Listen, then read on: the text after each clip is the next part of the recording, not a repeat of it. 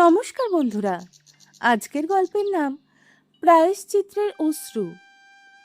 রাস্তার উপর দিয়ে দ্রুত গতিতে গাড়ি ছুটে চলেছে, সেই সঙ্গে হালকা বৃষ্টিও পড়ছে। বৃষ্টি খুব জোরে নয়, ধীরে ধীরে ঝিরঝির করে পড়ছে। মানুষজনও বৃষ্টির হাত থেকে বাঁচতে দ্রুত এদিক ওদিক ছুটে বেড়াচ্ছে। এমন সময় এক মহিলাকে একজন লোকের কাছে হাত জোর করে ভিক্ষে চাইতে দেখা গেল। লোকটি মহিলার দিকে রাগী চোখে তাকিয়ে চিৎকার করে বলল, এই যা, ভাগ এখান থেকে, না জানি কোথা থেকে এসব এসে হাজির হয়। শরীর থেকে এমন দুর্গন্ধ বেরোচ্ছে যে এখানে দাঁড়িয়ে থাকাই যাচ্ছে না। মহিলাটির শরীরের বিভিন্ন জায়গায় গভীর ক্ষত ছিল, যন্ত্রণায় তার পা কাঁপছিল। তবু পেটের দায়ে তিনি মানুষের কাছে হাত পেতে ভিক্ষা চাইছিলেন। তিনি ঠিকমতো কথাও বলতে পারছিলেন না, কিন্তু তার শরীর থেকে দুর্গন্ধ বেরোনোর কারণে সবাই তার কাছ থেকে দূরে সরে যাচ্ছিল। কেউই তার পাশে দাঁড়াতে চাইছিল না। কেউ কেউ দূর থেকে 1-2 টাকা করে ছুঁড়ে দিচ্ছিল, আবার কেউ নাক চেপে ধরে পাশ কাটিয়ে চলে যাচ্ছিল। মাটিতে টাকা পড়ার সঙ্গে সঙ্গেই মহিলাটি ছুটে গিয়ে সেগুলো তুলে নিচ্ছিলেন। তাকে দেখলেই বোঝা যাচ্ছিল হয়তো অনেকদিন ধরে তিনি ঠিকমতো খাবারও খাননি। তার অবস্থা এতটাই করুণ ছিল যে তাকে দেখলে মনে হচ্ছিল ভগবান না জানি তাকে কোন জন্মের পাপের শাস্তি দিচ্ছেন। কিন্তু শেষ পর্যন্ত এই মহিলা কে ছিলেন? কেনই বা তার এমন করুণ পরিণতি হলো? চলুন পুরো ঘটনাটা জানতে গল্পের শুরুতে ফিরে যাই। তোমরা এখানে পড়ে পড়ে আরামে বিশ্রাম নিচ্ছ, আর আমি এদিকে ডেকে মরছি। ফাঁকিবাজির তো একটা সীমা থাকে। যখনই দেখি শুধু আরাম আর আলসেমি করে যাচ্ছে। তোমরা দুজন তো একেবারে পশুর মতো। জানি না এত নোংরা দুর্গন্ধযুক্ত জায়গায় কিভাবে থাকে। এই কথা বলতে বলতে পুত্রবধূ প্রিয়া নিজের নাক চেপে ধরে সেখান থেকে দ্রুত চলে গেল। আসলে প্রিয়া ইচ্ছে করেই তার শ্বশুর শাশুড়িকে এই জায়গায় এনে রেখেছিল। উদ্দেশ্য ছিল জীবনের শেষ প্রান্তে দাঁড়িয়ে থাকা এই বৃদ্ধ বৃদ্ধা যেন তাড়াতাড়ি পরপারে পাঠানো যায়। প্রিয়া ছিল এক ধনী পরিবারের মেয়ে। নিজের গরিব ও অসহায় শ্বশুর শাশুড়িকে সে একেবারেই পছন্দ করত না। তাই তাদের থাকার জায়গাটাও সে বাড়ি থেকে আলাদা করে দিয়েছিল। প্রিয়ার এমন আচরণ দীননাথবাবুর একেবারেই ভালো লাগতো না। তিনি মনে মনে ভাবতেন, হায় রে সময়, কি দিন দেখতে হচ্ছে আমাদের। নিজের হাতে গড়া সংসারে আজ আমাদেরই কোনো জায়গা নেই। এই পুত্রবধূই তো আমাদের ধরে এনে পশুর মতো থাকার জায়গায় এই ঝুপড়িতে ফেলে রেখেছে। এখন আবার বলছে এত নোংরা জায়গায় কিভাবে থাকি। যেন এখানে থাকতে আমাদের খুব আনন্দ হচ্ছে। আমরাও তো চাই পরিষ্কার পরিচ্ছন্ন একটা জায়গায় থাকতে। কিন্তু এই ডাইনি তো আমাদের সারা জীবনের রক্ত ঘামে উপার্জনে তৈরি করা সেই বাড়িটাও দখল করে নিয়েছে, আর এখন আমাদেরই চোখ রাঙায়। প্রিয়া আর পঙ্কজের বিয়ের আজ পুরো 5 বছর হয়ে গেছে, কিন্তু এই 5 বছরে প্রিয়া কখনোই তার শ্বশুর শাশুড়ির সঙ্গে ভালোভাবে সম্মান দিয়ে কথা বলেনি। তার অহংকারের কোনো সীমাই ছিল না। তার বাবার প্রচুর টাকা পয়সা ছিল, তিনি ছিলেন শহরের নামী ডাক্তারদের একজন। সেই গর্বে প্রিয়া মনে করত তার বাবা চাইলে পুরো পৃথিবীটাকে নিজের পায়ের নিচে নত করে দিতে পারেন। কিন্তু প্রিয়া তখনও জানতো না এই পৃথিবীতে অর্থ সম্পদের থেকেও বড় একটি জিনিস রয়েছে, আর সেটি হলো মানবিকতা। মানুষ শেষ পর্যন্ত সম্মানের সামনে নয়, মানবিকতার সামনে মাথা নত করে।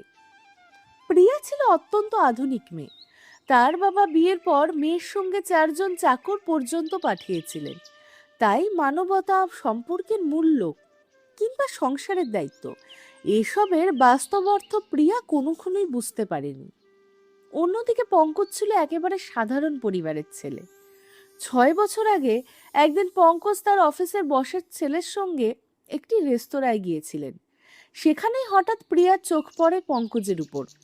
প্রথম দেখাতেই পঙ্কজকে প্রিয়ার ভীষণ ভালো লেগে যায়।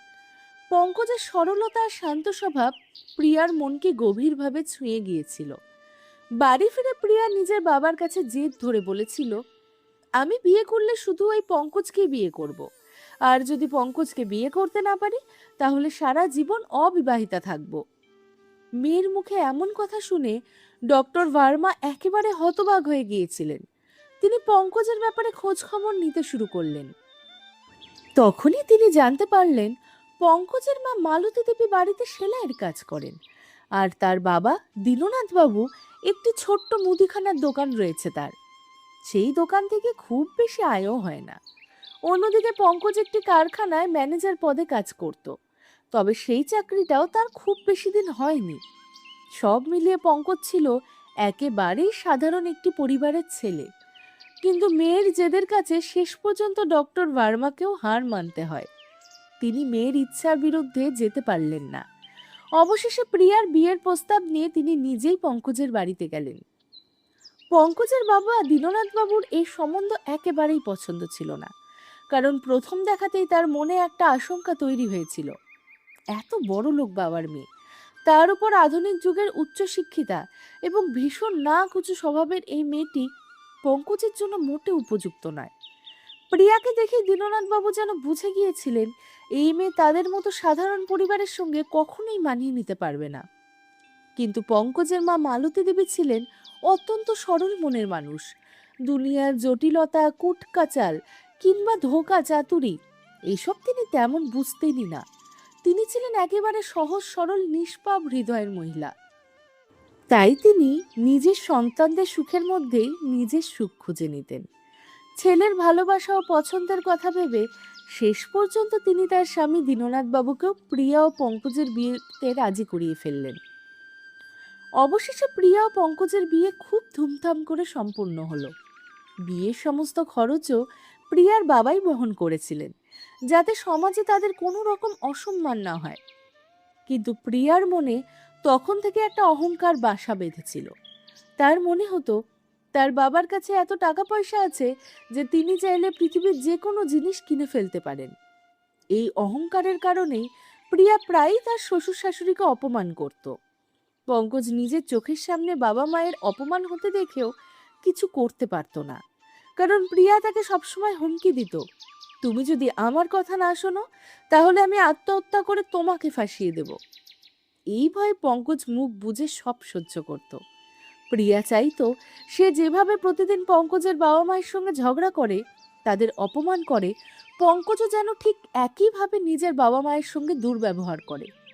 তাই প্রিয়া সবসময় এমন একটা সুযোগ খুঁজত যাতে কোনোভাবে পঙ্কজের বাবা মাকে তার চোখে দোষী প্রমাণ করা যায়। প্রায়ই প্রতিদিনই কোনো না কোনো বিষয় নিয়ে প্রিয়া তার শ্বশুর শাশুড়ির সঙ্গে ঝগড়া করত। পঙ্কজ তাই চাইতো প্রিয়া যেন কিছুদিনের জন্য তার বাপের বাড়ি চলে যায়, কিন্তু প্রিয়া সেখানেও যেতে চাইতো না। আসলে পঙ্কজের মা বাবার সঙ্গে ঝগড়া করতেই যেন তার আনন্দ হতো। প্রিয়া বাড়ির কোনো কাজই করতো না, এমনকি বাড়ির কাজের লোকদেরও ঠিকমতো কাজ করতে দিত না। কখনো তাদের নিজের ঘরে ডেকে নিত, আবার কখনো তাদের দিয়ে হাত পা টেপাত, কখনো মাথায় তেল দিয়ে মালিশ করিয়ে নিত। কারণ সেই চাকরদের বেতন তো তার বাবার বাড়ি থেকেই দেওয়া হতো। তাই বাড়ির যেসব কাজ বাকি থাকতো সেগুলো করিয়ে নিত নিজের শাশুড়ি মালতী দেবীকে দিয়ে। বেচারি মালতী দেবী যতদিন তার হাত পা চলতো ততদিন তিনি সমস্ত কাজ মন দিয়ে করে যেতেন। কিন্তু ধীরে ধীরে বয়স বাড়ার সঙ্গে সঙ্গে তার শরীর দুর্বল হয়ে পড়ে। আগের মতো সব কাজ আর তার পক্ষে করা সম্ভব হচ্ছিল না। প্রিয়া যখন দেখলো এই বুড়ি এখন আর কোনো কাজেরই নয়, তখন সে একদিন পঙ্কজের বাবা মায়ের সমস্ত জিনিসপত্র বাড়ির পেছনে থাকা একটি ছোট্ট ঝুপড়িতে ফেলে দিতে বলল। অনেক বছর আগে সেই ঝুপড়িতে গরু ছাগল বাঁধা হতো। দীর্ঘদিন সেটা জায়গাটা পরিষ্কার করা হয়নি, ফলে ভেতর থেকে প্রচণ্ড দুর্গন্ধ বেরোচ্ছিল। চারপাশে নোংরা জমেছিল এবং ছোট ছোট উড়ন্ত পোকামাকড়ও ঘুরে বেড়াচ্ছিল। মালতী দেবী প্রিয়ার সামনে হাত জোর করে কাঁদতে কাঁদতে বললেন, বৌমা, আমরা বুড়ো বুড়ি মানুষ, আমাদের উপর একটু দয়া করো। এই ঝুপড়িতে তো কতদিন ধরে বন্ধ পড়ে আছে, কোনো রকম পরিষ্কার পরিচ্ছন্ন করাই হয়নি, তাই ভেতর থেকে এত দুর্গন্ধ বেরোচ্ছে, ছোট ছোট পোকাও কামড়াচ্ছে। তোমার শ্বশুরের শরীরও খারাপ হয়ে গেছে, ঠিক মতো শ্বাস নিতে পারছেন না। তাই তোমার কাছে হাত জোর করছি, তোমার পায়ে পড়ছি বৌমা, আমাদের বুড়ো বুড়ির উপর একটু তো দয়া করো। কিন্তু প্রিয়া তখন তার বিদেশে থাকা এক বান্ধবীর সঙ্গে ভিডিও কলে কথা বলছিল। ভিডিও কলে থাকা বান্ধবীটি মালতী দেবীর করুণ অবস্থা দেখে ফেলেছিল। এমনকি সে মালতী দেবীকে প্রিয়াকে বৌমা বলে ডাকতেও শুনে ফেলেছিল। তখন প্রিয়ার বান্ধবী অবাক হয়ে বলল, প্রিয়া, তুই এত বড় লোক বাবার মেয়ে, এত পড়াশুনো করা আধুনিক যুগের মেয়ে, আর তোর বিয়ে এমন একটা ফকিরের বাড়িতে হয়েছে যেখানে মানুষগুলোর না পোশাক পরার ঠিকঠাক জ্ঞান আছে, না কথা বলার। দেখতে তো এদের ভিখারির থেকেও কম মনে হচ্ছে। ওই বুড়ি কে, যে তোর পেছনে দাঁড়িয়ে হাত জোর করে আছে? প্রিয়া তখন চোখের সামনে এসে পড়া চুলে ফু দিয়ে সরিয়ে মুখ বাঁকিয়ে বলল, আরে ধুর, তুইও না কি সব আজে বাজে লোকজন নিয়ে কথা বলতে শুরু করেছিস? তোর কি মনে হচ্ছে এমন ফকিরের মতো দেখতে মহিলা আমার শাশুড়ি হবে? ও তো আমার বাড়ির কাজের লোক, নিশ্চয়ই ওর কিছু দরকার হয়েছে, তাই এখানে দাঁড়িয়ে আছে। প্রিয়া অনেকভাবে তার বান্ধবীকে বিষয়টা এড়িয়ে যাওয়ার চেষ্টা করলো, কিন্তু বান্ধবী কিছুতেই বিশ্বাস করলো না। সে বলল, কিন্তু এই মহিলা তোকে বৌমা বলে ডাকছে, নিশ্চয়ই উনিই তোর শাশুড়ি। প্রিয়া তখন বাধ্য হয়ে হেসে হেসে বলল, হ্যাঁ, ঠিকই ধরেছিস। বাইরে থেকে সে বিষয়টা মজা করে উড়িয়ে দিল, ভেতরে ভেতরে তার মনে শাশুড়ির প্রতি রাগের আগুন জ্বলতে শুরু করলো। বান্ধবীর সঙ্গে আরো বেশ কিছুক্ষণ কথা বলল প্রিয়া। অবশেষে ফোন কেটে দেওয়ার সঙ্গে সঙ্গে সে প্রথমে তার শাশুড়ি মালতী দেবীকে খুঁজতে দাঁড়ালো, কিন্তু ততক্ষণে মালতী দেবী সেখান থেকে চলে গিয়েছিলেন। প্রিয়া রাগে একেবারে আগুন হয়ে সোজা চলে গেল সেই ঝুপড়ির দিকে, যেখানে দীননাথ বাবু কোনো রকম কষ্ট করে শ্বাস নিচ্ছিলেন। প্রিয়া নাক চেপে ধরে চিৎকার করে বলল, এই বুড়ো, এখানে পড়ে পড়ে আরাম করছিস, আর ওই বুড়িটাকে কোথায় পাঠিয়েছিস? জানি না এত দুর্গন্ধ আর নোংরার মধ্যে এরা কিভাবে থাকে। এভাবে বিড়বিড় করতে করতে প্রিয়া সেখান থেকে দ্রুত চলে গেল। এতটাই দুর্গন্ধ ছিল যে 1 মিনিটও সে সেখানে দাঁড়িয়ে থাকতে পারল না। কিছুক্ষণ পর মালতী দেবী সামান্য গোবর নিয়ে ফিরে এলেন, যাতে ঝুপড়ির মেঝেটা গোবর দিয়ে লেপে পরিষ্কার করতে পারেন। তারপর তিনি নিম পাতা জ্বালিয়ে ধোঁয়া করলেন, যাতে ঝুপড়ির ভেতরের মশা মাছি এবং অন্যান্য পোকামাকড় পালিয়ে যায়। মালতী দেবীর অক্লান্ত চেষ্টায় মাত্র 2 দিনের মধ্যেই সেই নোংরা ঝুপড়িটা পরিষ্কার পরিচ্ছন্ন হয়ে বসবাসের উপযোগী হয়ে উঠল। অন্যদিকে প্রিয়া মনে মনে বেশ খুশি হচ্ছিল। সে ভাবছিল, বেশ হয়েছে, এমন নোংরা জায়গায় রেখে দিয়েছি যে কদিনের মধ্যেই অসুখ বিসুখ হয়ে মরবে। কিন্তু কয়েকদিন পর আবার কোনো একটা কাজে প্রিয়া বাড়ির পেছনে গেল। সেখানে গিয়ে সে অবাক হয়ে দেখল, আরে, বুড়িটা তো দেখছে ঝুপড়ির চেহারাই বদলে ফেলেছে। প্রিয়ার মাথায় আবার নতুন ফন্দি ঘুরতে শুরু করলো। সে ভাবতে লাগলো কিভাবে আবার এই দুজনকে কষ্ট দেওয়া যায়। শেষ পর্যন্ত সে একটা উপায় বের করলো। বাড়ি থেকে প্রতিদিন যে সমস্ত আবর্জনা বের হতো, প্রিয়া সেগুলো সব এনে সেই ঝুপড়ির ভেতরে ফেলে দিত। তার উদ্দেশ্য ছিল সকালে ঘুম থেকে উঠেই যেন দীননাথবাবু ও মালতী দেবী নাকে প্রথম পচা আবর্জনার দুর্গন্ধ পায়। পরদিন সকালে মালতী দেবী ঘুম থেকে ওঠার সঙ্গে সঙ্গেই ঝুপড়ির ভেতরে দুর্গন্ধ তার নাকে এসে ধাক্কা দিল। প্রচন্ড দুর্গন্ধের কারণে দীননাথবাবুর আবারও শ্বাস নিতে কষ্ট শুরু হলো। মালতী দেবী দৌড়ে প্রিয়ার কাছে গেলেন এবং আবর্জনার কথা জানতে চাইলেন। কিন্তু সেদিনও প্রিয়া তার বান্ধবীর সঙ্গে ভিডিও কলে কথা বলছিল। এবারও ভিডিও কলে থাকা বান্ধবী মালতী দেবীকে দেখে ফেলল, আর প্রিয়াকে আবারও এই নিয়ে হাসাহাসি করতে লাগলো। কিন্তু প্রিয়ার রাগ একেবারে সহ্যের সীমা ছাড়িয়ে গেল। এবার সে সঙ্গে সঙ্গে ফোন কেটে দিল। তারপর রাগে ফুঁসতে ফুঁসতে মালতী দেবীর দিকে ঘুরে দাঁড়ালো। সে আর 1 মুহূর্ত দেরি করলো না। প্রিয়া এরপর মালতী দেবীকে লাথি ঘুষি মারতে শুরু করলো।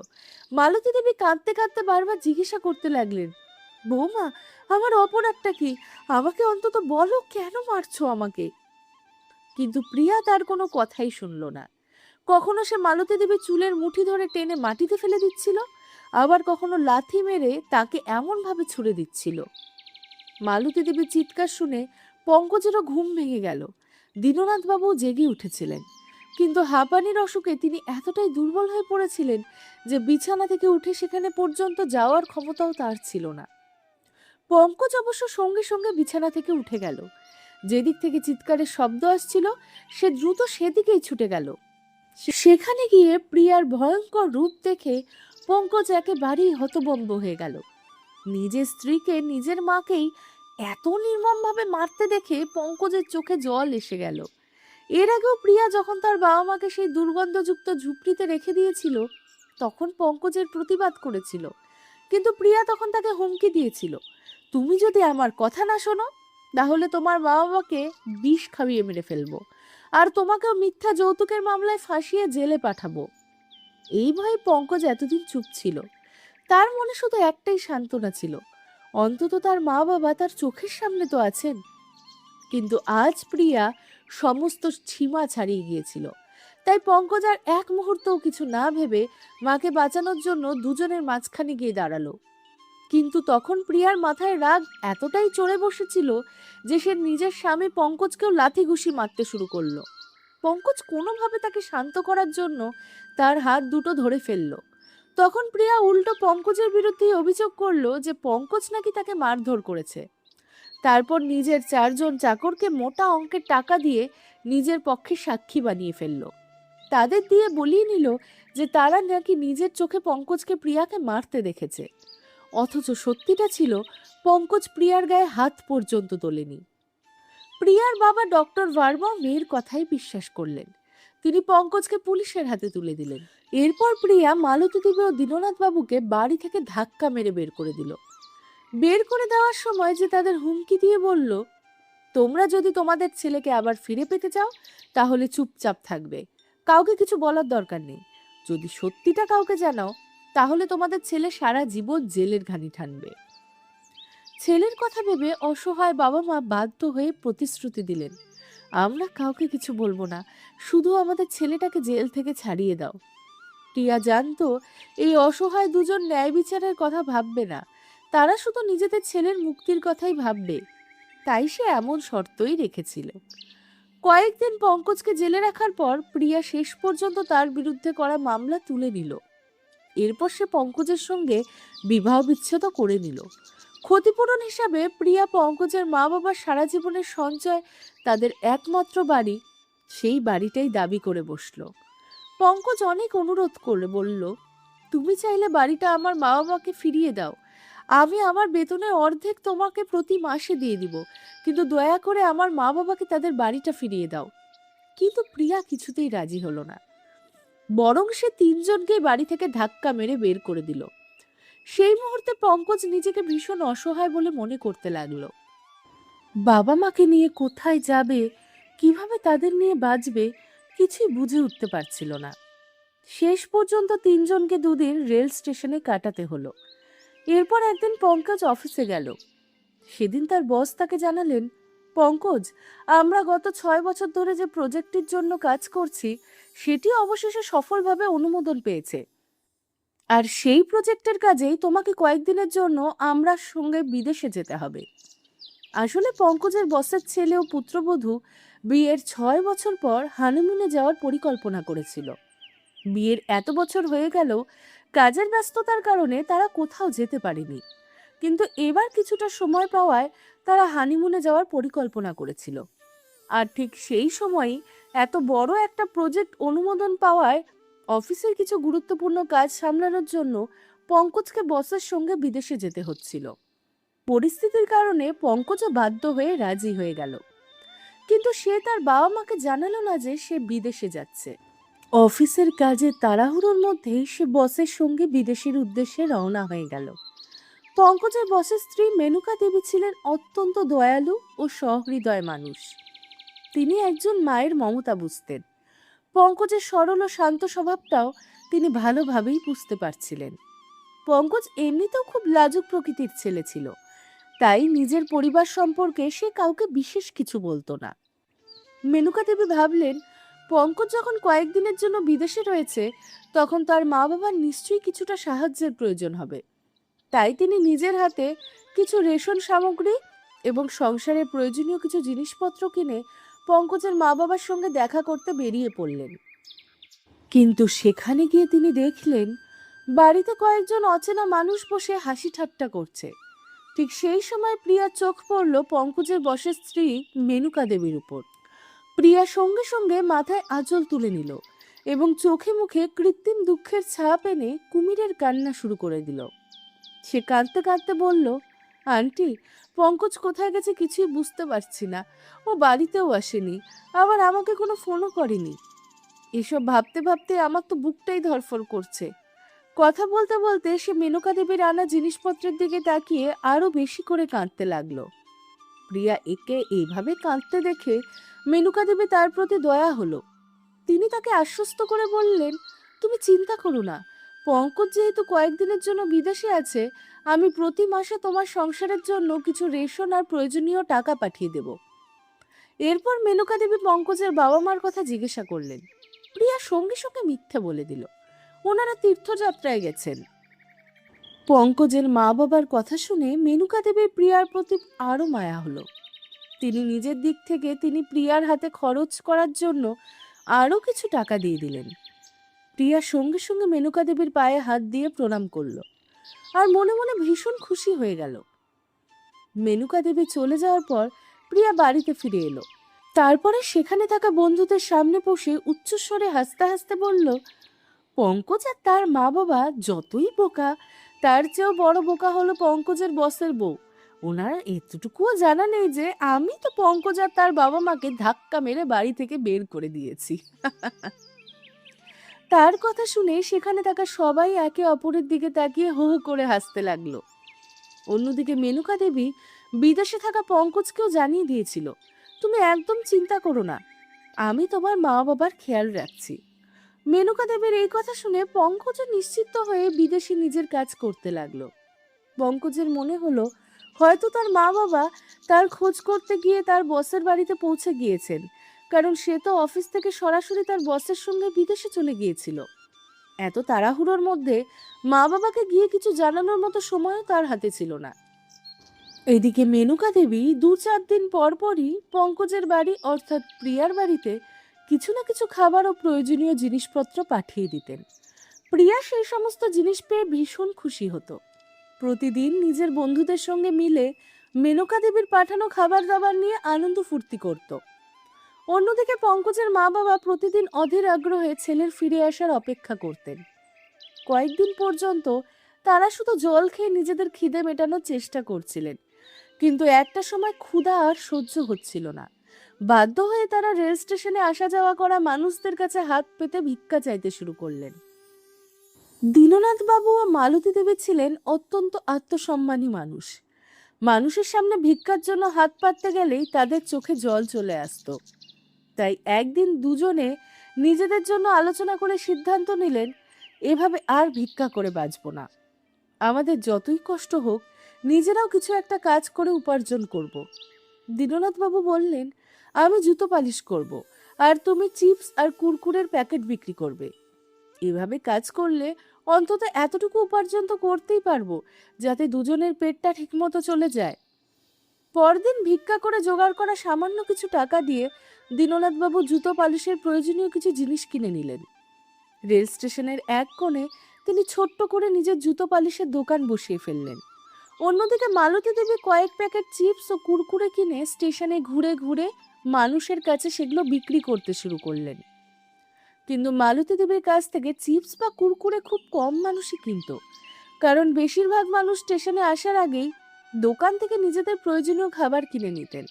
আবার ট্রেনের ভিতরে কোনো বিক্রেতা এলে সেখান থেকেও তারা খাবার কিনে নিতেন। তাই স্টেশনে ঘুরে ঘুরে মালতী দেবীর কাছ থেকে চিপস কুরকুরে কেনার মতো লোক খুব একটা বেশি পাওয়া যেত না। ফলে প্রতিদিনই সেই কয়েকটি প্যাকেট বিক্রি করতেও তাকে বেশ বেগ পেতে হতো। এভাবেই কোনো রকমে তাদের দিন কাটছিল। একদিন দীননাথবাবু এক কোণে বসে একজনের জুতো পালিশ করছেন। ঠিক তখনই পঙ্কজের বস কুন্দনলাল আগরওয়াল সেখানে এসে নিজের জুতো পালিশ করার জন্য তার সামনে রেখে দিলেন। দীননাথবাবু মাথা নিচু করে খুব যত্ন নিয়ে তার জুতো পালিশ করতে লাগলেন। তার কাজ করার ধরন দেখে কুন্দনবাবু বললেন, মনে হচ্ছে আপনি অনেক পুরনো জুতো পালিশের কারিগর। আপনার কাজে এত অভিজ্ঞতা রয়েছে যে এত সুন্দরভাবে এত যত্ন নিয়ে জুতো পালিশ করছেন। এই কথা শুনে দীননাথবাবু মাথা তুলে তার দিকে তাকালেন। ততদিন তার চুল দাড়ি অনেকটাই বেড়ে গিয়েছিল, চেহারাতেও ক্লান্তি আর দারিদ্র্যের ছাপ স্পষ্ট হয়ে উঠেছিল। তবুও কুন্দনবাবু তাকে চিনে ফেললেন।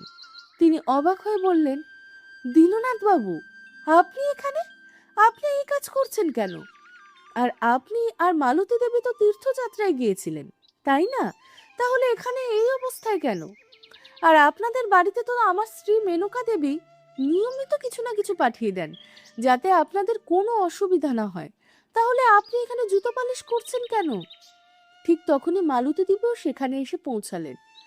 কুন্দনবাবু তাকেও ওই অবস্থায় দেখে বুঝতে পারলেন নিশ্চয়ই ব্যাপারটা এতটা সহজ নয়। তিনি দীননাথবাবু ও মালতী দেবীকে নিজের কাছে বসালেন। তারপর অত্যন্ত আন্তরিকভাবে জিজ্ঞাসা করলেন, আপনাদের সঙ্গে আসলে কি হয়েছে? আমাকে সব খুলে বলুন তো। তখন দীননাথবাবু ও মালতী দেবী আর নিজেদের চোখের জল ধরে রাখতে পারলেন না। কাঁদতে কাঁদতে তারা প্রিয়া তাদের সঙ্গে কি কি করেছে শুরু থেকে শেষ পর্যন্ত সমস্ত ঘটনা কুন্দনবাবুকে খুলে বললেন। সব কথা শোনার পর কুন্দনবাবু বুঝতে পারলেন প্রিয়া কতটা স্বার্থপর এবং ধূর্ত মহিলা। তিনি সঙ্গে সঙ্গে তার স্ত্রী মেনকা দেবীকে ফোন করলেন এবং সব কিছু জানিয়ে দিলেন। তিনি বললেন, প্রিয়া পঙ্কজ আর তার মা বাবার সঙ্গে এত বড় অন্যায় করেছে, তাই এখন থেকে ওদের বাড়িতে আর কোনো খাবার বা টাকা পয়সা পাঠানোর দরকার নেই। আমরা এতদিন যা করেছিলাম সবটাই ভুল তথ্যের উপর ভিত্তি করে করেছিলাম। এরপর কুন্দনবাবু দীননাথবাবু ও মালতী দেবীকে নিজের সঙ্গে তার বাড়িতে নিয়ে গেলেন। নিজের বাড়িতে তাদের থাকার জন্য আলাদা জায়গা করে দিলেন এবং তাদের খাবার দাবারেরও সম্পূর্ণ ব্যবস্থা করলেন। কুন্দনবাবু স্বভাবগতভাবেই অত্যন্ত দয়ালু ও মানবিক মানুষ ছিলেন। তিনি ভাবলেন, বৃদ্ধ এই দুজন মানুষকে আর পরের উপর নির্ভর করে থাকতে দেওয়াটা ঠিক হবে না।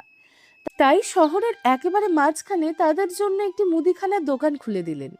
দীননাথবাবু ও মালতী দেবী দুজন মিলে প্রতিদিন সেই দোকান বসতে শুরু করলো। তাদের ব্যবহার ছিল এতটাই ভালো এবং আন্তরিক যে অল্প দিনের মধ্যেই দোকানে ক্রেতাদের ভিড় বাড়তে শুরু করলো।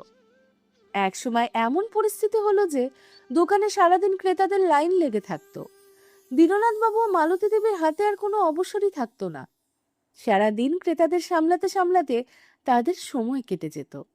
এদিকে তাদের ছেলে পঙ্কজ বিদেশে নিজের কাজ মন দিয়ে পরিশ্রম করে করে যাচ্ছিল। দিন যত যেতে লাগলো তাদের সবার জীবনই ধীরে ধীরে উন্নতির দিকে এগিয়ে যেতে লাগলো। একদিন দীননাথবাবু দোকান খুলছিলেন। হঠাৎ দোকানের কাছেই তার চোখে পড়ল এক মহিলা। ছেঁড়া পুরনো পোশাক পরে সে এক কোণে গুটিসুটি মেরে বসেছিল। তার চারপাশে মাসি বনবন করছিল। মহিলাটি কুষ্ঠরোগ হয়েছিল। হাতে পায়ের আঙ্গুলগুলো ধীরে ধীরে ক্ষয়ে যাচ্ছিল। তার শরীর থেকে এমন এক তীব্র দুর্গন্ধ বেরোচ্ছিল যে তার পাশে এক মুহূর্ত দাঁড়িয়ে থাকতেও কেউ চাইছিল না। দীননাথবাবু প্রথমে তাকে ভালো করে লক্ষ্য করলেন। তারপর হঠাৎ যেন তার বুকের ভেতরটা কেঁপে উঠল। এই যে অন্য কেউ নয়, এ তো তাদের সেই পুত্রবধূ প্রিয়া। দীননাথবাবুর দিকে তাকিয়ে প্রিয়া লজ্জায় মাথা নিচু করে ফেলল। তার কাপা হাতে ইশারা করে দীননাথবাবুর কাছে ক্ষমা চাইতে লাগলো। তার শরীরের একাংশ পক্ষাঘাতে আক্রান্ত হয়ে গিয়েছিল, এমনকি সে ঠিকমতো কথা বলতেও পারছিল না। কিছুক্ষণ পর মালতী দেবীও সেখানে এসে পৌঁছালেন। সামনে প্রিয়াকে সেই অবস্থায় দেখে তিনি যেন হতবাক হয়ে দাঁড়িয়ে রইলেন। যে প্রিয়া একসময় সারাক্ষণ তাদের সঙ্গে চিৎকার করে ঝগড়া করত, তাদের অপমান করত, আজ সেই প্রিয়াই একেবারে নিশ্চুপ হয়ে মাটিতে বসে আছে। মালতী দেবী ধীরে ধীরে তার কাছে গিয়ে বললেন, তোমার সঙ্গে কি হয়েছে প্রিয়া? যে মেয়ে এক সময় এত কথা বলতো, আজ সে এত চুপচাপ কেন? আর তোমার বাবা, যিনি নিজেকে এত বড় এবং নামী ডাক্তার বলে গর্ব করতেন, তিনি কোথায় গেলেন? কোথায় গেল তার সেই অঢেল সম্পদ? প্রিয়ার কাছে কোনো কথার কোনো উত্তর দেওয়ার মতো ক্ষমতা ছিল না। সে শুধু কাঁদতে কাঁদতে মালতী দেবীর দিকেও দুহাত জোর করে ক্ষমা চাইতে লাগলো। ঠিক তখনই তার কাছে থাকা একটি ডায়েরি দীননাথবাবুর নজরে পড়ল। ডায়েরিটা খুলে দেখা গেল সেখানে প্রিয়ার বাবার ফোন নাম্বার লেখা রয়েছে। সেই নম্বরে ফোন করে জানা গেল নম্বরটি প্রিয়ার এক প্রতিবেশীর। দীননাথবাবু তাকে প্রিয়ার বর্তমান অবস্থার কথা জানালে প্রতিবেশীটি বলল, প্রিয়ার বাবা লোভের বশে আরও বেশি টাকা উপার্জনের জন্য অবৈধভাবে মানুষের হার্ট ও কিডনি কেনাবেচার ব্যবসায় জড়িয়ে পড়েছিলেন। সেই কারণে তার অনেক শত্রু তৈরি হয়েছিল। একদিন বাড়ি থেকে কোথাও যাওয়ার জন্য বেরিয়েছিলেন, কিন্তু আর ফিরে আসেননি। আমাদের ধারণা হয়তো বাইরে কেউ তাকে খুন করে দিয়েছে। প্রতিবেশী আরও জানালেন, প্রিয়া যখন নিজের স্বামী ও শ্বশুর শাশুড়িকে তাদেরই বাড়ি থেকে বের করে দিয়েছিল, তখন থেকেই সে প্রতিদিন বিভিন্ন লোকজনের সঙ্গে পার্টি করে বেড়াতো। যতদিন তার হাতে টাকা ছিল ততদিন চারপাশে অসংখ্য বন্ধু ছিল, কিন্তু দুর্ভাগ্য যেন তখন থেকেই তার পিছু নিয়েছিল। যেদিন থেকে সে পক্ষাঘাতে আক্রান্ত হয়েছে, সেদিন থেকেই সেই বন্ধুরা কেউ তার কাছে আর আসে না, এমনকি তার খোঁজ অবধি নেয় না। এখন তো সে একেবারে পথে পথে ঘুরে বেড়াচ্ছে। বাবার সমস্ত সম্পত্তি শেষ হয়ে গেছে, আর শ্বশুর বাড়ির যে একমাত্র বাড়িটা ছিল সেটাও বিক্রি করে সে নিজের সমস্ত শখ আহ্লাদ মিটিয়ে ফেলেছিল। আর যখন তার জীবনে সত্যিকারের দুঃসময় এসেছে, তখন পাশে দাঁড়ানোর মতো একজনও মানুষও নেই। হায়, সে যদি দেবতার মতো শ্বশুর শাশুড়ির সঙ্গে এমন নিষ্ঠুর আচরণ না করত, তাহলে হয়তো তাকে আর এই দিন দেখতে হতো না। কথাগুলো শুনে দীননাথবাবু অবাক হয়ে জিজ্ঞাসা করলেন, সে তার শ্বশুর শাশুড়ির সঙ্গে কি করেছিল, আর আপনি কিভাবে জানলেন এসব? প্রতিবেশী বললেন, প্রিয়া যে কতটা নির্দয় মেয়ে তা বলার নয়। সে নিজেই তো একদিন সবাইকে ডেকে হাসতে হাসতে হাততালি দিতে দিতে বলছিল কিভাবে সে নিজের স্বামী ও শ্বশুর শাশুড়িকে দিনের পর দিন কষ্ট দিয়েছে এবং শেষ পর্যন্ত খালি হাতে তাদের বাড়ি থেকে ধাক্কা মেরে বের করে দিয়েছে। তখন দীননাথবাবু বললেন, আপনি যার কথা বলছেন আমি সেই প্রিয়ার শ্বশুর, আর প্রিয়া এখন আমার দোকানের কাছেই বসে আছে। ওর অবস্থা এতটাই খারাপ যে ওর কাছে গিয়ে দাঁড়াতেও আমার ইচ্ছা করছে না। ওর যদি কোনো আত্মীয় স্বজন বা আপনজন থেকে থাকে, তাহলে দয়া করে তাদের খবর দিন, তারা এসে ওকে এখান থেকে নিয়ে যাক। আর আপনি যদি নিজে ওকে নিয়ে যেতে চান তাহলে নিয়ে যেতে পারেন। প্রতিবেশী সঙ্গে সঙ্গে বলল, না দাদা, আমি কেন নিজের ঘাড়ে এমন বিপদ ডেকে আনবো? মানুষ যেমন কাজ করে তেমনই তার ফল ভোগ করে, ওর দুঃখের জন্য আমাদের কিচ্ছু করার নেই। এই কথা বলে সে ফোন কেটে দিল। দীননাথবাবু ফোনে হওয়া সমস্ত কথাই মালতী দেবীকে জানালেন। প্রিয়াও কাছেই বসে তাদের সব কথা শুনছিল। সেদিন প্রথমবার তার চোখ খুলে গেল। সে বুঝতে পারল, যতদিন তার হাতে টাকা ছিল ততদিন এই প্রতিবেশীরাই তার প্রশংসা করতে করতে ক্লান্ত হতো না, কিন্তু আজ যখন তার জীবনে বিপদ নেমে এসেছে, তখন সেই মানুষগুলোই তাকে চিনতে পর্যন্ত অস্বীকার করছে। মালতী দেবী ছিলেন অত্যন্ত কোমল হৃদয়ের মানুষ। তিনি দীননাথবাবুকে শান্ত করে বললেন, দেখো, আমাদের দেশের রাজা মহারাজারা যুদ্ধের সময় শত্রুদের সঙ্গে যুদ্ধ করতেন ঠিকই, কিন্তু যুদ্ধ শেষ হয়ে গেলে শত্রুপক্ষের আহত সৈন্যদেরও জল খাওয়ানো হতো, তাদের সেবা করা হতো। আমরা তো এমনই দয়ালু ও ধর্মপরায়ণ মানুষদের দেশে বাস করি। প্রিয়া আমাদের সঙ্গে যতই খারাপ ব্যবহার করে থাকুক, আজও সে আমাদের কাছে আমাদের ছেলের প্রাক্তন স্ত্রী। তার উপর আজ সে অসহায় অবস্থায় পড়ে আছে, তাই এই মুহূর্তে তাকে সাহায্য করা আমাদের কর্তব্য। চলো, ওকে ভালো কোনো হাসপাতালে নিয়ে গিয়ে চিকিৎসা করাই। মালতী দেবীর কথা শুনে দীননাথবাবু রেগে বললেন, মালতী, এই মেয়েটা তোমার সঙ্গে কি কি করেছে সব ভুলে গেলে? আর এখন তুমি ওকে হাসপাতালে নিয়ে যেতে চাইছো? না, আমরা ওকে কোথাও নিয়ে যাব না। কেন আমরা ওর জন্য কিছু করতে যাব? মালতী দেবী শান্তভাবে বললেন, আমরাও যদি ওর মতো আচরণ করি, তাহলে ওর সঙ্গে আমাদের পার্থক্যটা কোথায় থাকবে? ও আমাদের সঙ্গে খারাপ ব্যবহার করেছে বলে আমরাও যদি ওর অসহায় অবস্থায় মুখ ফিরিয়ে নিই, তাহলে আমাদের আর ওর মধ্যে কোনো পার্থক্য থাকবে না। তুমি বরং অ্যাম্বুলেন্সে ফোন করো তো। মালতী দেবীর কথা শেষ পর্যন্ত দীননাথবাবুর মন গলে গেল। তিনি অ্যাম্বুলেন্সে ফোন করলেন। কিছুক্ষণের মধ্যে অ্যাম্বুলেন্স এসে গেল। দীননাথবাবু ও মালতী দেবী প্রিয়াকে অ্যাম্বুলেন্সে তুলে হাসপাতালে নিয়ে গেলেন। দীননাথবাবু প্রিয়ার চিকিৎসার কোনো রকম ত্রুটি রাখলেন না। ডাক্তারদের পরামর্শ অনুযায়ী তার চিকিৎসা চলতে লাগলো। অবশেষে একদিন প্রিয়া সম্পূর্ণ সুস্থ হয়ে উঠল। হাসপাতাল থেকে ছুটি পাওয়ার সময় প্রিয়া মালতী দেবীর পা জড়িয়ে ধরে হাউ হাউ করে কাঁদতে লাগলো। সে কাঁদতে কাঁদতে বলল, মা, আমাকে ক্ষমা করে দাও। আমি আমার ভুল বুঝতে পেরেছি। আমি কথা দিচ্ছি, এবার থেকে আমি একজন আদর্শ বৌমা হয়ে থাকব। আমাকে আরেকটা সুযোগ দাও। মালতী দেবী প্রিয়ার দিকে তাকিয়ে শান্ত গলায় বললেন, প্রিয়া, আমি তোমার চিকিৎসা করিয়েছি কারণ তুমি বিপদে ছিলে। একজন অসহায় মানুষকে সাহায্য করা আমার কর্তব্য ছিল, কিন্তু তুমি তো আমাদের ছেলেকে ডিভোর্স দিয়েছো। তাই আজ তুমি আর আমার ছেলের স্ত্রী নও। আর আমাদের বৌমাও নও। তাই আমার মনে হয় তোমার নিজের পড়াশোনাকে কাজে লাগানো উচিত। কোথাও একটা ভালো কাজ খুঁজে নিয়ে নিজের পায়ে দাঁড়াও এবং নতুন করে জীবন শুরু করো। প্রিয়া এরপর পঙ্কজের কাছে গিয়েও নিজের ভুলের জন্য ক্ষমা চাইল। সে হাত জোর করে বলল, পঙ্কজ, আমাকে আর একটা সুযোগ দাও, আমি এবার সত্যিই বদলে যাব। কিন্তু পঙ্কজও এবার দৃঢ় গলায় বলল, প্রিয়া, কুকুরের লেজকে যতই নালার মধ্যে ঢুকিয়ে সোজা করে রাখা হয় না কেন, বের করলে সেটা আবার বাঁকা হয়ে যায়। কিছু মানুষের স্বভাব ঠিক তেমনই। কিছু সময়ের জন্য অন্যের চাপ বা পরিস্থিতির কারণে তারা নিজেদের আচরণ ঠিক রাখে, কিন্তু সুযোগ পেলেই আবার নিজেদের আসল রূপ দেখাতে শুরু করে। তাই তোমার উপর আর কোনোভাবে বিশ্বাস করতে পারছি না। তাই আমার মনে হয় আর সময় নষ্ট না করে এখান থেকে চলে যাও। নিজের পড়াশোনাকে কাজে লাগিয়ে একটা ভালো কেরিয়ার তৈরি করো, নিজের পায়ে দাঁড়াও। তাহলে হয়তো ভবিষ্যতে তুমি আরো ভালোভাবে জীবন কাটাতে পারবে। সব দিক থেকে আশাহত প্রিয়া আর কিছু বলতে পারল না। মাথা নিচু করে নিজের ভুলের বোঝা বুকে নিয়ে সে সেখান থেকে চলে গেল। সারা জীবন সে শুধু একটা কথাই ভেবে আফসোস করতে লাগলো, ইস, যদি সময় থাকতে নিজের ভুল বুঝতে পারতাম, যদি তখনই নিজেকে শুধরে নিতাম, তাহলে আজ আমাকে এই দিন দেখতে হতো না। তাই বন্ধুরা, আশা করি আজকের গল্পটি আপনাদের হৃদয় ছুঁয়ে গেছে।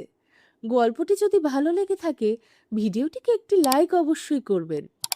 আর যদি আমাদের চ্যানেলে এই প্রথম এসে থাকেন, তাহলে অবশ্যই চ্যানেলে সাবস্ক্রিপশন করে পাশে থাকা বেল আইকনটি চাপতে ভুলবেন না, যাতে করে আমাদের কাজের সমস্ত নোটিফিকেশন আপনারা সঙ্গে সঙ্গে পেয়ে যান। আবারও দেখা হবে নতুন কোনো গল্প নিয়ে। সবাই ভালো থাকবেন। ধন্যবাদ।